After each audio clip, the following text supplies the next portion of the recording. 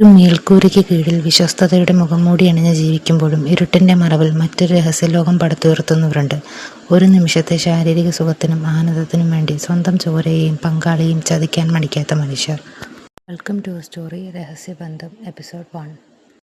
അവൾ വാഷ്റൂമിൽ നിന്നും പുറത്തു വന്ന നിമിഷം അവൻ അവിടെ തന്നെ നിശ്ചലനായി. കറുത്ത നിറത്തിലുള്ള ആ മനോഹരമായ സിൽക്ക് നെറ്റ് ഡ്രസ് അവളുടെ ശരീരത്തോട് ഒട്ടിച്ചേർന്ന് കിടന്നിരുന്നു.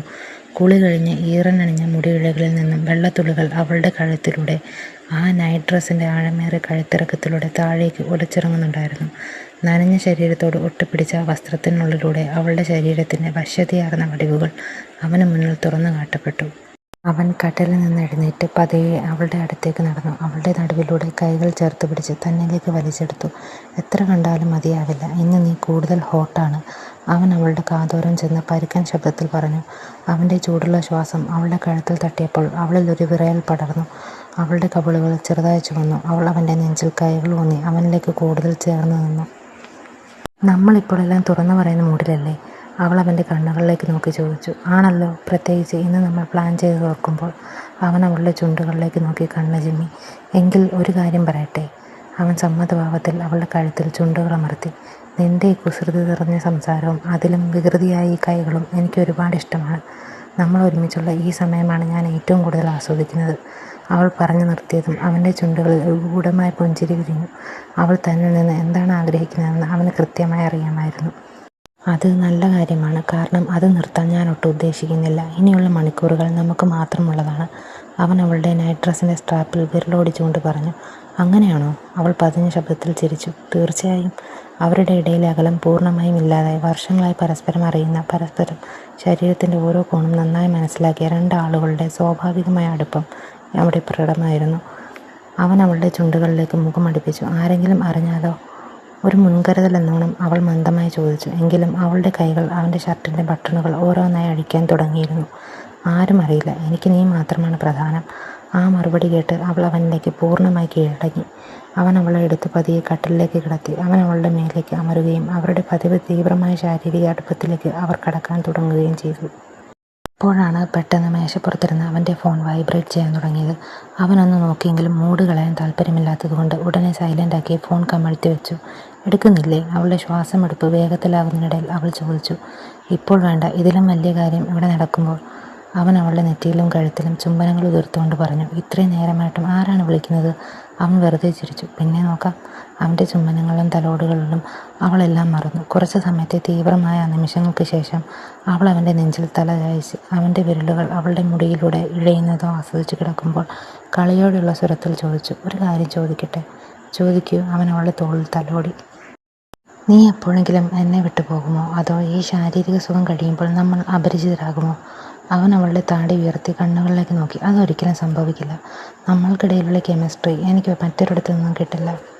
ആ മറുപടി കേട്ട് അവൾ സന്തോഷത്തോടെ പുഞ്ചിരിച്ചു. അവൻ്റെ കൈകളിൽ കൂടുതൽ ചേർന്ന് അവൾ കിടന്നു. അപ്പോൾ മേശപ്പുറത്ത് കിടന്നിരുന്ന ഫോൺ വീണ്ടും തെളിഞ്ഞു. സൈലൻ്റ് ആയിരുന്നതിനാൽ വെളിച്ചം മാത്രമാണ് വന്നത്. ഈ തവണ സ്ക്രീനിൽ തെളിഞ്ഞ പേര് അവളുടെ കണ്ണിൽ കൃത്യമായി പതിഞ്ഞു. അവളുടെ മുഖത്തെ സംതൃപ്തിയും പുഞ്ചിരിയും ഒരു നിമിഷം കൊണ്ട് മങ്ങി. ശരീരം തണുത്തു മരവിച്ചു. Wife calling. അവളുടെ മുഖത്തെ മാറ്റം കണ്ടപ്പോൾ അവനും നിശ്ചലനായി. ആ ഒരു നിമിഷം വരെ അവർ ഒരു സാധാരണ ദമ്പതികളെപ്പോലെ എല്ലാ സ്വാതന്ത്ര്യത്തോടെയും കിടപ്പറ പങ്കിടുകയാണെന്ന് ആരും കരുതുമായിരുന്നു. പക്ഷേ ആ ഫോൺ സ്ക്രീനിൽ തെളിഞ്ഞ ആ പേര് മാത്രം അവരുടെ ആ രഹസ്യബന്ധത്തിൻ്റെ യഥാർത്ഥ മുഖം തുറന്നു കാട്ടാൻ പോകുകയായിരുന്നു. രാത്രി 12 മണിയായിട്ടും ഹരി എത്തിയിരുന്നില്ല. ലിവിംഗ് റൂമിലെ സോഫയിലിരുന്ന് ക്ലോക്കിലേക്ക് നോക്കുമ്പോൾ മീരയുടെ ഉള്ളിൽ ദേഷ്യവും വിഷമവും ഒരുപോലെ അലയടിക്കുന്നുണ്ടായിരുന്നു. ഫോൺ വിളിച്ചിട്ട് എടുക്കുന്നുമില്ല. 5 വർഷത്തെ ദാമ്പത്യത്തിനിടയിൽ ഹരി ഇങ്ങനെ വൈകുന്നത് ഈ അടുത്ത കാലത്തായി കൂടി വരികയാണ്. പെട്ടെന്നാണ് കാർ വന്ന് നിൽക്കുന്ന ശബ്ദം കേട്ടത്. ഹരി അകത്തേക്ക് കയറുന്നതും മീര സോഫയിൽ നിന്ന് എഴുന്നേറ്റ് അവൻ്റെ മുന്നിലേക്ക് ചെന്നു. മുഖത്ത് ദേഷ്യം വ്യക്തമായിരുന്നു. എവിടെയായിരുന്നു ഹരിയേട്ട ഇത്രയും നേരം? ഫോൺ വിളിച്ചാൽ എടുക്കില്ലേ? ഞാൻ ഇവിടെ എത്ര നേരമായി കാത്തിരിക്കുന്നു? മീര ശബ്ദമുയർത്തി ചോദിച്ചു. ഹരി പതുക്കെ പുഞ്ചിരിച്ചുകൊണ്ട് അവളുടെ അടുത്തേക്ക് വന്നു. അവൻ അവളുടെ ഇടുപ്പിലൂടെ കൈകളിട്ട് തന്നിലേക്ക് വലിച്ചെടുത്തു. സോറി മീരൂട്ടി, ഓഫീസിലെ മീറ്റിംഗ് തീരാൻ വൈകി. ഫോൺ സൈലൻ്റ് ആയിരുന്നതിനാൽ ഞാൻ കണ്ടില്ല. എൻ്റെ മോള് ദേഷ്യപ്പെടണ്ട, മാറിക്കേ അവിടുന്ന്. എപ്പോഴും ഇതേ മറുപടിയെ. അവൾ അവൻ്റെ നെഞ്ചിൽ തള്ളി മാറാൻ ശ്രമിച്ചു.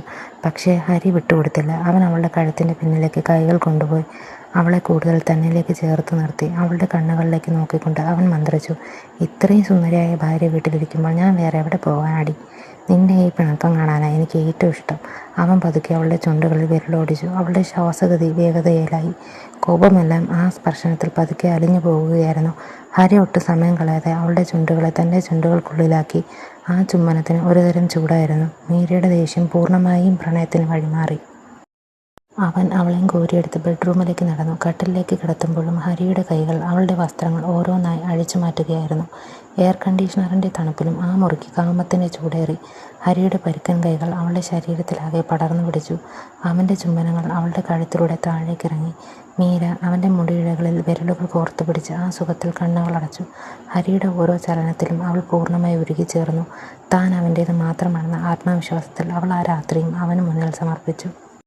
സുഖകരമായ ആ നിമിഷങ്ങൾക്ക് ശേഷം ഹരി അഗാധമായ ഉറക്കത്തിലേക്ക് വീണു. പുലർച്ചെ 3 മണിയായപ്പോൾ മീരയ്ക്ക് ദാഹം തോന്നി. അവൾ ബെഡിൽ നിന്നും എഴുന്നേറ്റ് ടേബിളിലിരുന്ന കുപ്പിയിൽ നോക്കി. അതിൽ വെള്ളമില്ലായിരുന്നു. അടുക്കളയിലേക്ക് പോകാനായി തിരിഞ്ഞപ്പോഴാണ് ഹരിയുടെ ഫോൺ സ്ക്രീൻ തെളിഞ്ഞത്. ഫോൺ സൈലൻ്റ് ആയിരുന്നു. ഫോണിലെ വെളിച്ചം അവളുടെ കണ്ണിൽ തട്ടി. വാട്സാപ്പിൽ വന്ന ആ മെസ്സേജ് വായിച്ചതും മീരയുടെ ഉള്ളിൽ ഒരു മിന്നൽ പാഞ്ഞുപോയി. ഇന്നലത്തെ രാത്രി മറക്കാൻ പറ്റുന്നില്ല ഹരിയേട്ടാ. എൻ്റെ കല്യാണം കഴിഞ്ഞാലും നമ്മൾ ഇതുപോലെ കാണണം. I love you. അയച്ചയാളുടെ പേര് കണ്ടതും മീരയുടെ കയ്യിലെ വെള്ളക്കുപ്പി താഴേക്ക് വീഴാൻ പോയി. ഈ എപ്പിസോഡ് ഇവിടെ അവസാനിക്കുകയാണ്. കഥയെക്കുറിച്ചുള്ള നിങ്ങളുടെ അഭിപ്രായം കമൻറ്റിൽ അറിയിക്കുക. അടുത്ത എപ്പിസോഡ് കാണാൻ ചാനൽ സബ്സ്ക്രൈബ് ചെയ്യാനും ബെൽ ഐക്കൺ അമർത്താനും മറക്കരുത്. വീണ്ടും കാണാം മറ്റൊരു എപ്പിസോഡുമായി.